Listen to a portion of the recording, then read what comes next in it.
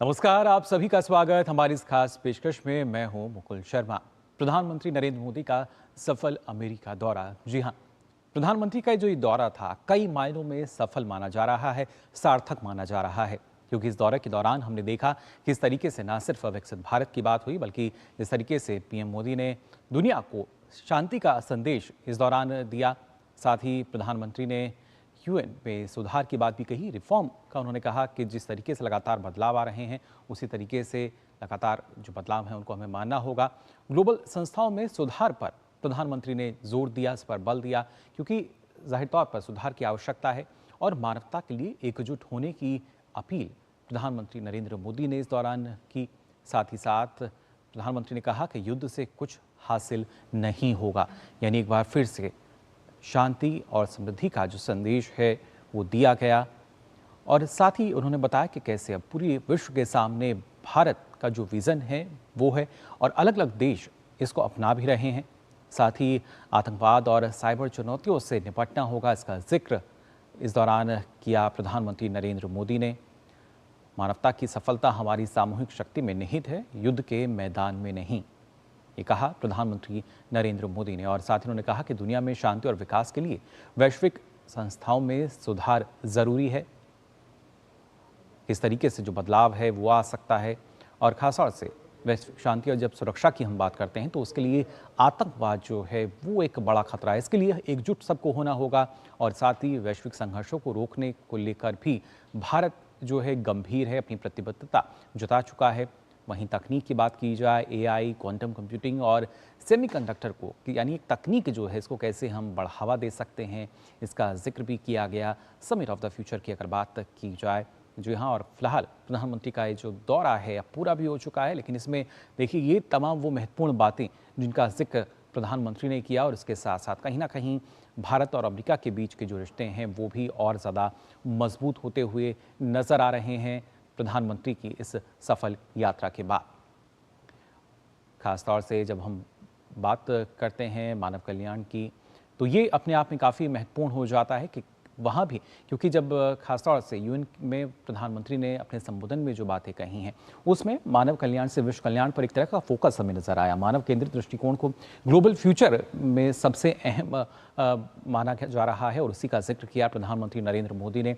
साथ ही खाद्य और स्वास्थ्य सुरक्षा हमें सुनिश्चित करनी होगी, यानी जैसे भारत में हम देखते हैं और इसी मॉडल को अब जो दूसरे देश हैं वो भी अपनाने के प्रयास में लगे हुए हैं। स्वास्थ्य की दृष्टि से कई बात कही जाए, खाद्य या भोजन की जब हम आवश्यकताओं की बात करते हैं और उसके साथ साथ सतत विकास को प्राथमिकता देना हमारे लिए भारत के नज़रिए से अगर देखा जाए सफल रहा है, सार्थक रहा है। यही बात है कि उसी वजह से हम देखते हैं कि ये बड़ा बदलाव जो आया है भारत में 250 मिलियन लोगों को गरीबी से बाहर निकाला गया।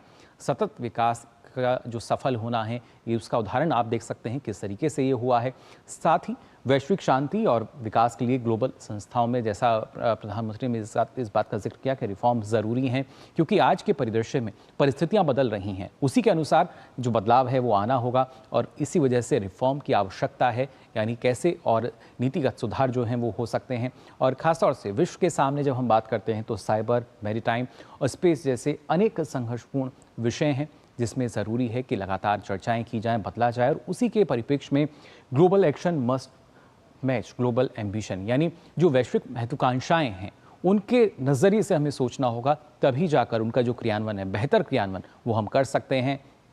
तकनीक के सुरक्षित और खासतौर से जिम्मेदार उपयोग यानी नैतिक उपयोग के लिए ग्लोबल डिजिटल गवर्नेंस की आवश्यकता है, इस बात पर प्रधानमंत्री नरेंद्र मोदी ने जोर दिया। साथ ही डिजिटल पब्लिक इंफ्रास्ट्रक्चर यानी जो डीपीआई है वो ब्रिज बने, बाधा नहीं, यानी एक ऐसा उचित माध्यम वो बने उसके ज़रिए फ़ायदा मिले और विश्व कल्याण के लिए भारत अपना जो डीपीआई है पूरे विश्व से साझा करने के लिए तैयार। ये प्रधानमंत्री नरेंद्र मोदी ने कहा यूएन में अपने संबोधन के दौरान।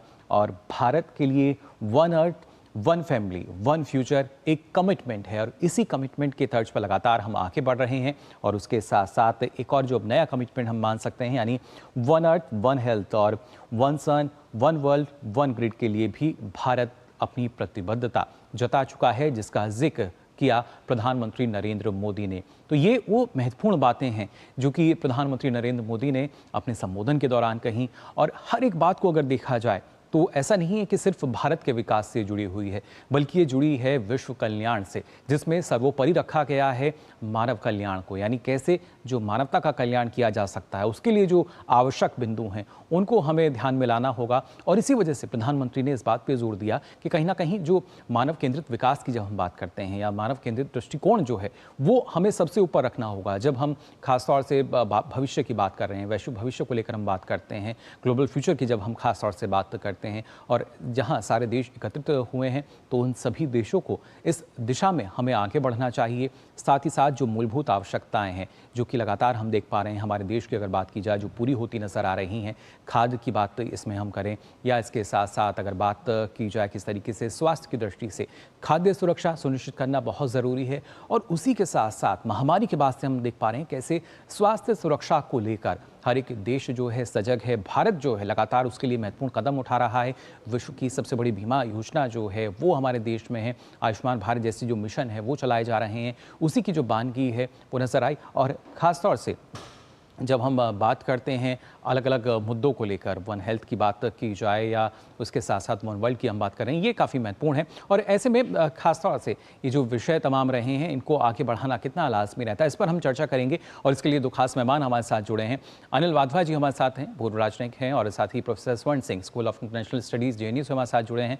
बहुत बहुत स्वागत आप दोनों का DD न्यूज़ पर। सबसे पहले वाधवा जी, आपसे मैं जानना चाहूँगा, प्रधानमंत्री का ये जो दौरा है किस मायनों में कितना सफल आप इसको देख रहे हैं? क्योंकि यहाँ पे ना सिर्फ देश के विकास की बात कही गई है, विकसित भारत की बात हमने देखी, बल्कि मानवता कल्याण के साथ साथ विश्व कल्याण की बात कही गई है और उसके लिए प्रतिबद्धता भी जताई गई। जैसा कि आपने अभी कहा कि ये जो प्राइम मिनिस्टर की जो विजिट थी, पहले तो क्वाड के लिए जो मीटिंग हुई, उसके बाद यूनाइटेड स्टेट्स में जो द्विपक्षीय वार्ता हुई, उसके बाद UN में जो उन्होंने UN के सामने वर्ल्ड ऑफ द समिट में जो अपना संबोधन किया, सब तरफ से देखा जाए तो ये बहुत ही सफल यात्रा रही है। भारत और US के बीच में जो संबंध है उससे सुदृढ़ हुए हैं। क्वाड की आप अगर जॉइंट स्टेटमेंट देखें तो ये सबसे अहम स्टेटमेंट है मेरे हिसाब से, क्योंकि मैरीटाइम सिक्योरिटी पे बहुत बल दिया गया है इसमें। जी। और जो समिट हुई है जिसमें कि प्रधानमंत्री ने संबोधित किया है दूसरे देशों के राजनयिकों को और यूनाइटेड नेशंस को, जो बातें रखी गई हैं उसके बारे में भारत काफी सालों से, अभी कुछ 3 या 4 साल से इनके बारे में विश्व को बताता रहा है, क्योंकि जैसे आपने कहा ये मानव कल्याण की बातें हैं जी। और भारत इसमें लीड ले रहा है।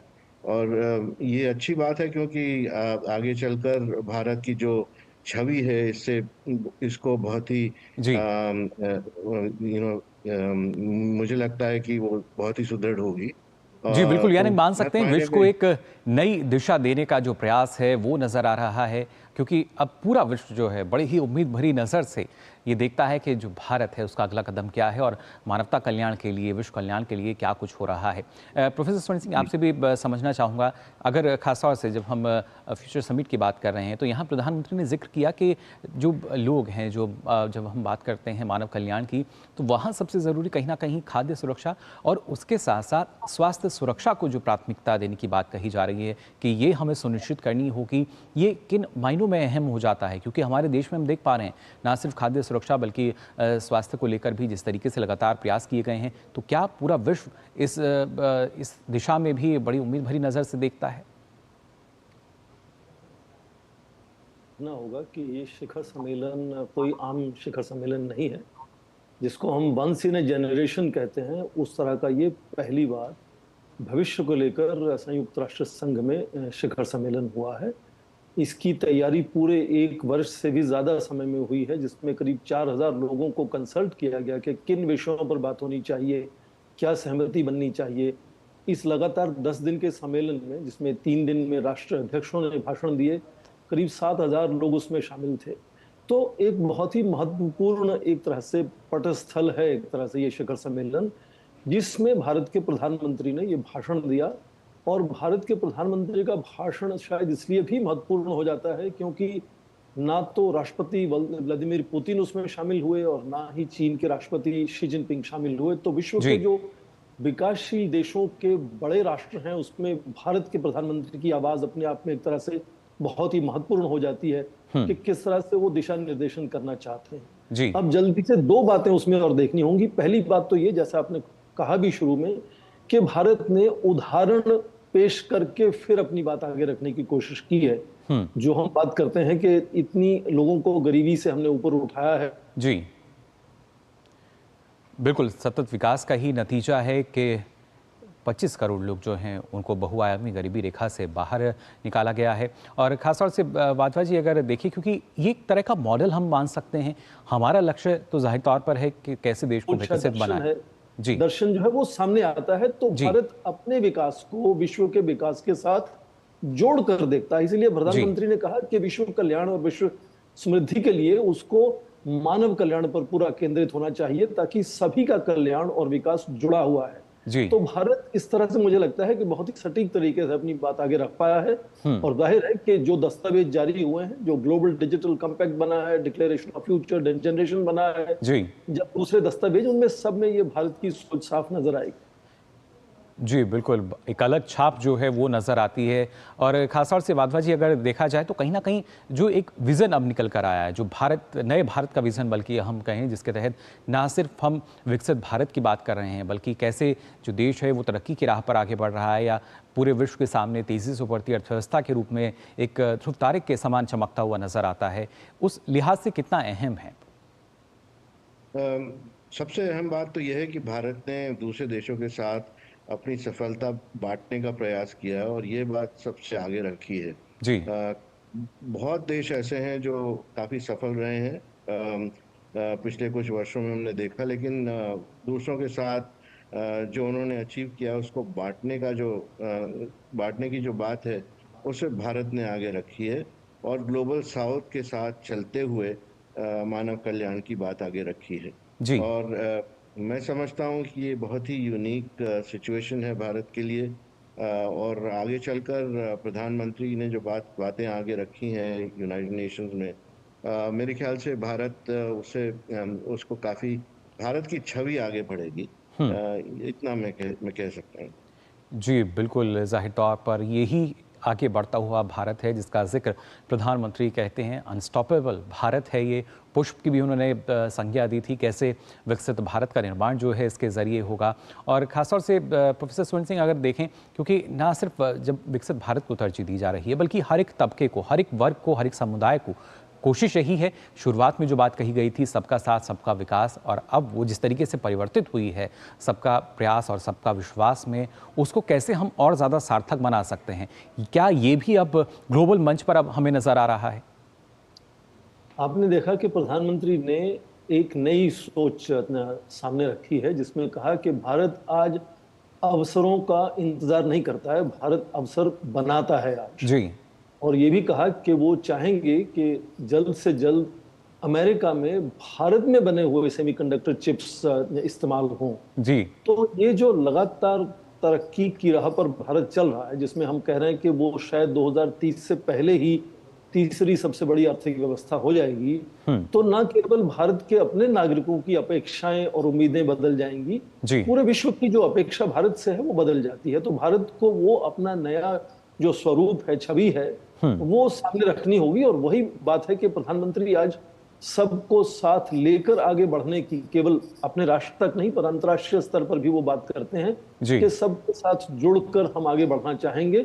और इसी के चलते जब भारत की आप देखें वृद्धि दर 8% के आसपास हो जाती है, तो भारत में जो निवेश करने वाले हैं वो शायद आज चीन से भी ज्यादा पर डॉलर रिटर्न, जिसको हम कहते हैं, जिसको प्रॉफिटेबिलिटी जो है इन्वेस्टमेंट की भारत में, वो बदल रही है। पूरे विश्व में भारतीय मूल के लोग, भारतीय नागरिक उत्साहित हैं। अभी इसी यात्रा में बताया गया कि 2 नए कॉन्सुलेट खुलने वाले हैं बोस्टन और लॉस एंजलिस में। तो ये जो उत्साह जो भारत का है और भारतीय लोगों का, भारतीय मूल के नागरिकों जो दुनिया भर में हैं वहां उनका है, और उसके साथ साथ सारे दूसरे राष्ट्रों की जो कोशिश है कि भारत के साथ जुड़कर कोशिश करें कि आगे बढ़ें। और उसमें ये तकनीक हस्तांतरण की एक नई सोच जो भारत ने रखी है।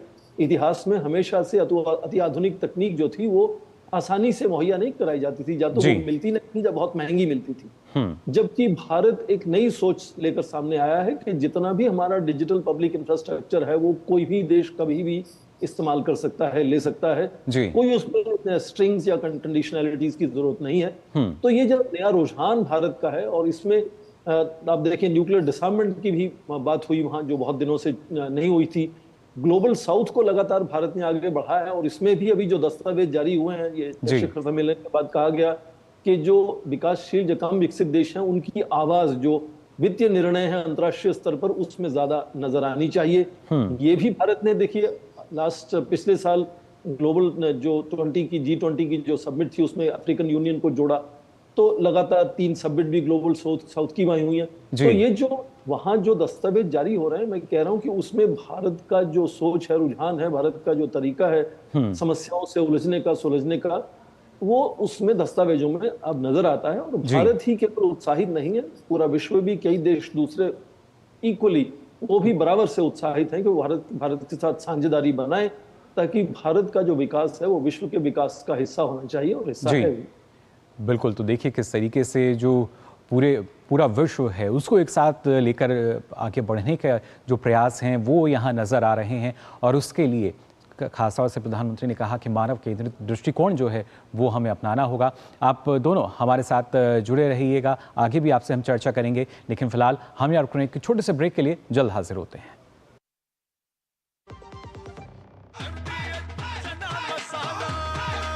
अब छोलिया हो या लोबिया, सफेद चने या काले चने, सब कुछ मजेदार बने। बेटियां घर की रौनक हैं। बेटियां घर संवारती हैं। बेटियां पीढ़ियां सजाती हैं। बेटियां घर की बुनियाद कहलाती हैं। बेटियों को सलाम करता है मोंगिया स्टील, स्टील का बादशाह। सोना सिर्फ गहना नहीं होता, कभी पुश्तैनी पहचान, तो कभी प्यारी सी याद होती है। लाइफ में आगे बढ़ने के लिए उसी सोने से गोल्ड लोन लेने का फैसला समझदारी का होता है। मुथूट फाइनेंस ये बात समझते हैं, इसीलिए वो ईमानदारी, सच्चाई और आपके विश्वास को सबसे बढ़कर मानते हैं। मुथूट फाइनेंस, सदियों का भरोसा हमेशा के लिए। तो गोल्ड लोन के लिए कॉल करें 1-800-313-1212। आत्मनिर्भरता और आत्मसम्मान, चेहरे पे खिली है मुस्कान। हमने एक अटल पेंशन योजना लगाई है, और अभी से आप पैसा जमा कराना चालू करोगे, जितना जमा कराओगे उसके अनुपात में 60 साल की उम्र होने के बाद आपको पेंशन मिलना शुरू हो जाएगा। आज 6 करोड़ से अधिक लोगों ने भारत सरकार की अटल पेंशन योजना में पंजीकरण कराया है। आप भी इससे जुड़े और लाभ उठाएं। ब्रेक के बाद आप सभी का एक बार फिर स्वागत हमारी इस खास पेशकश में, जिसमें हम बात कर रहे हैं पीएम मोदी के सफल अमेरिकी दौरे को लेकर। और ब्रेक पे जाने से पहले भी आपने जाना जो अलग अलग महत्वपूर्ण जो बिंदु इस दौरे के रहे हैं वो किस तरीके से और ज़्यादा महत्वपूर्ण हो जाते हैं। हमारे साथ 2 खास मेहमान जो हैं वो लगातार जुड़े हुए हैं। यह हम वादवा जी आपसे मैं जानना चाहूँगा, जब हम बात करते हैं, क्योंकि भारत जो है वो वसुधैव कुटुंबकम की बात करता है, और इसी के तहत एक बार फिर से इसकी जो प्रतिबद्धता है ये दोहराई भी गई कि कैसे हम जो हैं वो लगातार अगर देखते हैं वन अर्थ की बात की जाए, वन फैमिली वन फ्यूचर की बात करते हैं, और उसी को सार्थक करने के प्रयास जो हैं इस यात्रा के दौरान भी नज़र आए हैं कहीं ना कहीं। जी हाँ, जैसे कि हमने देखा कि प्रधानमंत्री इस पर केंद्रित थे, और वन अर्थ और वन ग्रिड की बात प्रधानमंत्री कई सालों से कर रहे हैं। जी। भारत भी इसी बात को आगे रख चुका है। G20 के तहत हमने कई बार इसका जिक्र सुना। अब धीरे धीरे विश्व भर के जितने भी देश हैं जो इन इंस्टीट्यूशन से जुड़े हुए हैं, और भारत ने यह भी कहा है कि जो यूएन के इंस्टीट्यूशन है उसमें रिफॉर्म होना चाहिए जी। तो उन सबको ये लगता है कि अब साथ में मिलकर काम करने से ही सबकी भलाई है। और ये जो संदेश है पहले भी भारत दे चुका है, लेकिन इस बार चूंकि भारत ने इसको प्रूव करके दिखाया है अपने आप में, जो जैसे कि आपने भी कहा कि भारतवर्ष में भी जो उपलब्धियां हैं हमारी, उसको लोगों के सामने आगे रखा है। और जिस तरह से सोलर फील्ड में भारत आगे बढ़ रहा है, जी। प्रधानमंत्री का जो रूफटॉप सोलर इनिशिएटिव है वो भी अच्छी तरह से आगे बढ़ चुका है। और आगे कुछ सालों में हम देखेंगे कि इसमें बहुत ही उपलब्धियां हमको भारत को मिलेंगी और देशवासियों को भी काफी लाभ होगा। तो विश्व भर इसको देख रहा है और जान चुका है कि अगर साथ में काम करें जी। तो सभी की भलाई हो सकती है। जी बिल्कुल, पूरा विश्व जो है वो अभी जान रहा है, मान रहा है। और खासतौर से प्रोफेसर स्वर्ण सिंह, आप इस बात से सहमत होंगे कि अब भारत जब ग्लोबल मंच से कुछ बात कहता है तो पूरा विश्व अब उसको सुनता है, क्योंकि वो जो बात है सिर्फ एक देश तक सीमित नहीं है, बल्कि पूरे विश्व को हम एक साथ आगे बढ़ाने को लेकर बात कर रहे हैं। और ख़ासतौर से जब हम यहाँ तकनीक की बात की जाए तो उसका जिक्र के दौरान ये कहा गया कि तकनीक का सुरक्षित उपयोग और उसके साथ साथ जिम्मेदार तरीके से इसका उपयोग हम करें, यानी नैतिक जिम्मेदारी के साथ इसका उपयोग किया जाए, इसका दुरुपयोग ना हो। तो इस और भी एक ध्यान जो है वो आकर्षित करने की कोशिश की गई। बिल्कुल, आपने ठीक कहा। प्रधानमंत्री ने अलग अलग भाषणों में कई बार कहा, इस शिखर सम्मेलन में भी कहा कि तकनीक हस्तांतरण आसान होना चाहिए पर उस पर नियंत्रण होना चाहिए, रेगुलेशन अच्छे से होना चाहिए, ताकि वो बैलेंस्ड डेवलपमेंट की तरफ हम आगे बढ़ सकें। तो मुझे लगता है जो आपने कहा कि भारत की बात अब विश्व और भी अच्छे से गौर से सुनता है, और उसके पीछे सबसे पहले तो देखें राजनीतिक स्थिरता जो भारत में है। भारत में कोई राजनीतिक स्थिरता का कोई सवाल नहीं है जी। उसके चलते ही आप देखें कि ये आर्थिक उत्थान जो भारत का हो रहा है, कि आज हम कह रहे हैं कि 2030 से पहले ही शायद भारत तीसरी सबसे बड़ी अर्थव्यवस्था बन जाएगा। तो जाहिर है कि वो पूरे विश्व का, चाहे वो आप राजनीतिक स्थिरता को लेकर देखें, आर्थिक उत्थान को लेकर देखें, भारत की ओर ध्यान बढ़ता है। और इसी माहौल में देखें, इसी वातावरण में भारत ने लगातार कोशिश की है कि विश्व भर में, चाहे वो बड़े देश हों जैसे अमेरिका है, ब्रिटेन है, यहाँ बहुत सारे भारतीय मूल के लोग रहते हैं, चाहे फिर वो छोटे देश हों, जैसे पपुआ न्यू गिनी में भी भारत के प्रधानमंत्री जाते हैं, या हाल ही में पोलैंड में गए, या यूक्रेन में। भारतीय मूल के नागरिकों से लगातार जुड़ने से क्या हुआ है कि पूरे विश्व में भारत के प्रति संवेदनशील और दोस्ताना विचार और सोच रखने वाली एक कंस्टिट्यूएंसीज बनती हुई नजर आ रही है। वो केवल भारतीय मूल के लोगों तक सीमित नहीं है, उसकी वजह से अलग अलग देशों में भारत के और जो अच्छा रुझान रखने वाले लोग हैं उनका जो संख्या है वो बढ़ती हुई नजर आती है। तो ये और खासतौर से अनिल वाधवा जी, आप भी इस बात से सहमत होंगे, जिस जुड़ाव की बात यहाँ प्रोफेसर स्वर्ण सिंह कर रहे हैं कि पूरा विश्व जो है कैसे वो अब एक जुड़ाव में, एक कड़ी में हमें नजर आता है। बिल्कुल, जैसे कि स्वर्ण सिंह जी ने कहा कि प्रधानमंत्री की ये पर्सनल इनिशिएटिव लेकर वो चलते हैं कि जो छोटे देश हैं उनको भी उतना ही तवज्जो देना चाहिए जितना कि बड़े देश हैं। और जहाँ तक हो सके अगर प्रधानमंत्री ना जाएं तो दूसरे मंत्रीगण वहाँ पर जाकर उनसे संपर्क करें। और यही पॉलिसी पिछले कई सालों से हमने देखी है। इससे क्या होता है कि जो भारतीय मूल के लोग बाहर रहते हैं उनसे एक कड़ी जुड़ी रहती है, और जो गवर्नमेंट्स हैं इन कंट्रीज में, छोटे कंट्रीज में, उनसे भी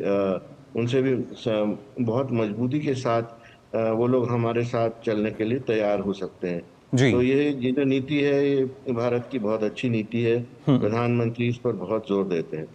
जी बिल्कुल, जाहिर तौर पर एक सार्थक नीति और उसके साथ साथ बेहतर निर्णय नजर आते हैं। इसी वजह से पूरा विश्व जो है आज भारत के साथ आगे बढ़ने के लिए तैयार नजर आता है, और इसी वजह से प्रधानमंत्री नरेंद्र मोदी की अमेरिका की यात्रा इसी वजह से कई मायनों में सफल भी मानी जा रही है। फिलहाल आप दोनों मेहमानों का बहुत बहुत शुक्रिया हमारे साथ जुड़ने के लिए।